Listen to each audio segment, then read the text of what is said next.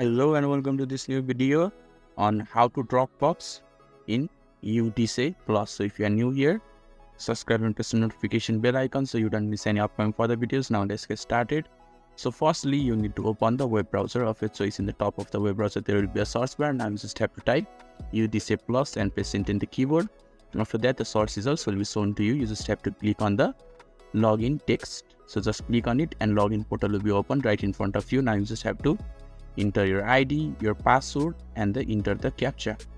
And if you have forgotten your password, you can just click on the forgot password text and you'll be able to recover your password and you'll be able to log in. And when you have entered everything, you just have to click on the login button and you will be able to access the UDISE Plus interface. And when you are inside the UDISE Plus interface, you just have to look on the left hand side of the screen.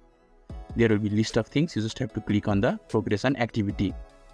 And when you are inside the progress and activity interface, there will be an option or topic called Dropbox or inactive student list, and you just have to click on that and you will be able to learn or know or see everything about that inactive student list or the Dropbox. So this is how to Dropbox in UDISE Plus. So if this video is helpful to you, don't forget to leave a like button. Thank you.